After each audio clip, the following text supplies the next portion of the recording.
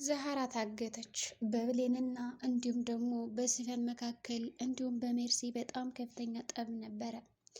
እንግዲህ ዛህራ አሁን ላይ የሜርሲንና የሲፈንን እውነተኛና ማንነት ስለገባትና ጠንቃ ስላወቀች በዚህ ምክንያት ሲፈን ምርጫ ወይም ደግሞ ሀሳብ አለ ብላ ያቀረበችላት ዛህራን ማገት ነው፣ እንዳትናገር፣ ያለዛ ደግሞ እስከ ወዲያኛው መሸኘት ነው። እናም በዚህ ምክንያት እንግዲህ ለመሸኘት እያሰቡ ይገኛሉ። በሌላ በኩል ደግሞ አሁን ላይ ቃል እንዲሁም ብሌንን ጉዳይ ለማስኬድ እና ለማስቀጠል እየሞከረ ያለ ቢሆንም ብቻ ግን ብዙ ውስብስብ ነገሮች አሉ።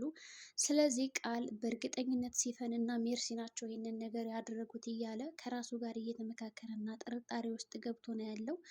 ሌላው ደግሞ እንግዲህ ሞርዚና አሁን ላይ ወደ ትክክለኛ ጤንነቷ ተመልሳለች ማለት ይቻላል። ምክንያቱም መድኃኒት እንደሰጧት ታውቃለች በማርክ ምክንያት። እንዲሁም ደግሞ ብሌንም ማለት ቤሊን መድኃኒቱን እንጂ ውሰጅላትና ስጫት እየተባለች ስታቀብላት እንደነበረም ደርሳበታለች። ታዛ በዚህ መካከል እንግዲህ እንዴት ነው እዚህ እብድ ምስዬ የምወጣው እኔ ሞርዚና አይደለሁም ካልሰራውልሽ ሜርሲ እያለች እንግዲህ በጣም እየፎከረችባትና እየዛተችባት ነው ያለችው። በእርግጠኝነት ሞርዚና አሁን ላይ እኔ አብጃለሁ ብላ ነገር ግን ትክክለኛ ነገር እንደምትሰራና ወደ ነበረችበት የጤና ሁኔታ እንደምትመለስ እርግጥ ነው። በዚህም እንግዲህ አንድ ሀሳብ አላት። ሀሳቧ እንግዲህ በዛው እነሱ እብድ ናት ብለው እንዲያስቧት መቀጠል ነው። ወደ ነበረችበት ቦታ መመለስ አትፈልግም፣ ትውስቷ ራሱ ቢመለስላት። ስለዚህ ዛህራን አሁን ላይ አግተዋት ይገኛሉ ማለት ነው። ዛህራ ደግሞ እባካችሁ ልቀቁኝ እኔ ለማንም አልናገርም ብትላቸውም እነሱ ግን እየሰሟት አይደለም ማለት ነው። ስለዚህ እየተማጸነቻቸው ነው ያለችው። እና በሌላ በኩል ከሆስፒታል የወጣው እንግዲህ አምነንና ቤሊን ከአሁን በኋላ እኔ ከዛች ከጀሪ ጋር መፋታት እፈልጋለሁ ብሏታል ማለት ነው። ይህንንም ያለበት ምክንያት ቤሊን እኔ በጣም እየቀነው ነው ያለሁት አሁን ልጃችን ምናምን እያለች ጀሪ እያወራች ነው። በዚህ ምክንያት እንዴት ነው የምዘልቀው እኔ ከአንተ ጋር? ስለዚህ ወይ ፍታት ወይ ደግሞ አግባኝ፣ ያለዛ እኔ ቤት ለቅቄ እሄዳለሁ እንጂ እስከ መቼ እኔ በውሽምነት እቆያለሁ ትላለች ማለት ነው ቤሊን። በዚህም አምነን በጣም ከፍቶታል። ኧረ ተይ እንደዛ አትበይ ሲላትም ነበረ።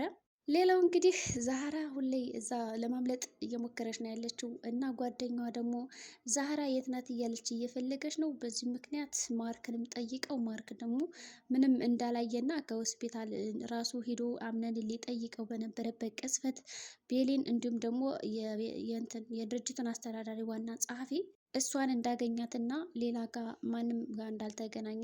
ታዲያ ማርክ ከአምነን ጸሐፊ ጋር በተገናኘበት ቅጽበት እንግዲህ ወዷታል። በእርግጥም በመጀመሪያ ደረጃ የወደዳት ቤሊንን ነው። ነገር ግን አሁን ላይ ከአምነን ጋር ያላትን ቀረቤታ እንዲሁም ደግሞ ምግብ ስታበለው ወዘተ ብዙ ነገሮችን ስታደርግ አይቷታል።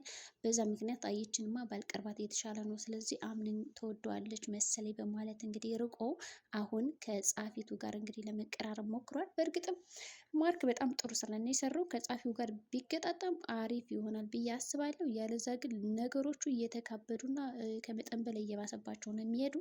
ስለዚህ ሞርዚና አሁን ላይ ወደ ራሷ ጤንነት ተመልሳለች ማለት ነው። ነገር ግን አሁን እብድ ለማምሰል ምንድን ያደረገችው? ዛራ ከመታገቷ በፊት ወደ ሞርዚና ክፍል እንድትሄድ አድርጋት ነበረ ሜርሲን። ሜርሲ ታዲያ በዛ መካከል አስገባቻትና ቆልፋባታለች ማለት ነው እንግዲህ ዛራ ቤቱን። ስለዚህ ሞርዚና አብጃለሁ ብላ ልትጎዳት ነው የፈለገችው።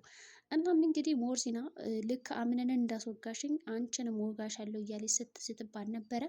ይህ ሁሉ ነገር የተከሰተው በአንቺ ምክንያት ነው። ምክንያቱም ያንን መድኃኒት ሰጠሽ ባልበላ አቅሌን ባልስት ኖሮ አቶ አምነንን ወይም ደግሞ ልጄ ብዬ የምጠራውን ሰው የሚያክል ጉዳት አላደርስበትም ነበረ። ስለዚህ ዋጋ ትከፍያለሽ ማለት እንግዲህ በጣም ጩቤ ይዛ ልትወጋት ነው እየሞከረች ነው። ሲፈንም አምልጣለች። ያው በእርግጥም ሲፈን አንቺ ሂጂና ሞርዚናን እያት እኔ ደግሞ ዛራን እጠብቃታለሁ በማለት ተመካክረው ሁለቱንም ስራ ለመስራት እንግዲህ ነው የተከፋፈሉት ስራቸውን። በዛ ምክንያት እንግዲህ ችግር የለውም በማለት ነገራቸውን ለማስቀጠል ሁላቸውም ወደ ተባባሉት ስራ ሄደውም ነበረ። ነገር ግን ሲፈን እንግዲህ ዛራ ታመልጣታለች ወይስ ደግሞ ታስመልጣታለች ወይስ ደግሞ ሲፈን በዛው ገላ ዛህራን እኔ አላውቅም ልትል ትችላለች ማለት ነው። ስለዚህ አሁን ላይ በጣም ከባድ ችግር ይፈጠራል ብዬ አስባለሁ በአቶ አምነን እንዲሁም በቤሊ ምክንያት። እንዲሁም ደግሞ አሁን ላይ ድርጅቱ ከፍተኛ ከሳራ ስለገጠመው አምነን ይህንን ነገር እንዴት አድርጎ ነው ከበር የሚያደርገው እንዲሁም ደግሞ እንዴት አድርጎ ነገሮቹ ቀለል አድርጎ ሊያሳያቸው ይችላል። እና ቤሊን እንግዲህ አምነን ካየችውን በኋላ ከአልጋ ላይ ተኝቶ በነበረበት ሰዓት ሄዳ አብራ ተኝታለች ማለት ነው። ከተኛም በኋላ እንግዲህ አምነን እኔ በጣም እፈልግሃለሁ፣ ከዚህ ሆስፒታል እንድትወጣ እፈልጋለሁ፣ ከወጣም በኋላ እንግዲህ አብረን የምንሄድባቸው አንዳንድ ምክንያቶች አሉ በማለት እንግዲህ ነገሩን ነግረውም ነበረ። እሱም አይዞች ችግር የለውም በቅርብ እወጣለሁ በማለት እንግዲህ ነግራታል። ስለዚህ አምነን ከሆስፒታል ከወጣ በኋላ ቤሪን ወዴት ሊወስዳት አስቦ ነው? ችግር የለም እወጣለሁ በቅርቡ ጠብቂኝ የሚላት እናስ ደግሞ አሁን ለድርጅቱ የጋራ ስራ ሲፈን እኔ ነኝ ቤቱን የገዛሁት እንዲሁም ደግሞ ድርጅቱን ግማሽ ፐርሰንት የወሰድኩት ብላ ትናገራለች ወይስ ደግሞ ሳትናገር ሁሉ ሚስጥር ተደብቆባት ይገኛል? በሌላ በኩል እንግዲህ አሁን ሙስጠፋ ይህ ልጅ የኔ ልጅ እንደሆነ አምነን ማወቅ አለበት። ምክንያቱም አምነን እንደማይወድሽና እንደማያፈቅርሽ አውቃለሁ። ስለዚህ ከኔ ጋር ነው መሆን ያለብሽ እያለ ጀሪን በጣም እያስቸገራን ያለ። ጀሪ ደግሞ እኔ ሁለት ባርማ ሊኖረኝ አይገባም፣ ግን ደግሞ ከአንዳቸው መሆን አለብኝ። ሙስጠፋን አልፈልገውም፣ ነገር ግን እሱ አሁንም ያፈቅረኛል፣ ግን ደግሞ እኔ የምወደው አምነን ነው በማለት ትናገራለች ከራሷ ጋር።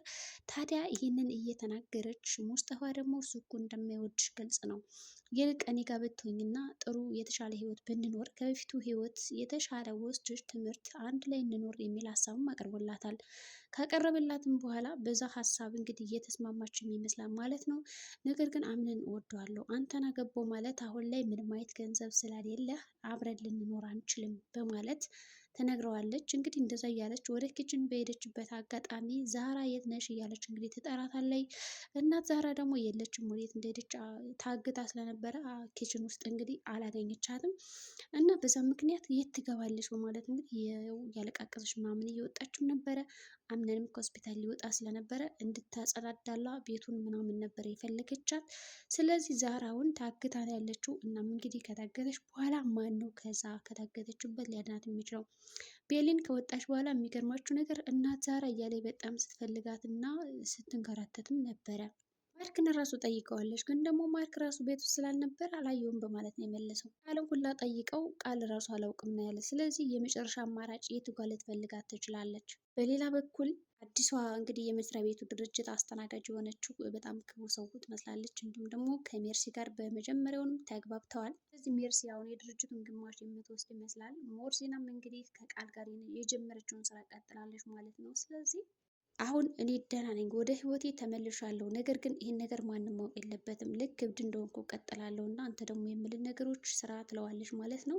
ሙስጠፋም የራሱን ስራ እየሰራ ነው ያለ በዚህ ጉዳይ። እንግዲህ ልጁን ምርመራ ውጤት አስመርምራለሁ፣ ሆስፒታል ከመጣ ነው አይቀር ማን እንደሆነ ማወቅ እፈልጋለሁ ይላታል ጀሪን። ጀሪ እባክተው እያለችው እየለመነችው ነው። ነገር ግን እሱ ያደርገዋል ወይስ አያደርገውም? ሞርዚና ደግሞ እንግዲህ ለቃል ስራችን መቀጠል አለበት በድብቅ ማንም ሰው ወደ ጤንነት እንደተመለስኩ ማወቅ የለበትም እና ይችን ሜርሲ የምትባለዋን እና ሲፈንን ዋጋቸውን እሰጣቸዋለሁ እያለች እየፎከረች ነው። ስለዚህ ሞርዚና ምን አስባ ይሆን? ማርክም ወደ ቤት ከተመለሰ በኋላ በሩ ተቆልፎ ስለነበረ ማን ቆልፈው በማለት እንግዲህ ቁልፉን ፍለጋ ላይ ነው ያለው። ቪዲዮአችን እንግዲህ ይህን ይመስላል። በቀጣይ ቪዲዮ እስከምንገናኝ መልካም ጊዜ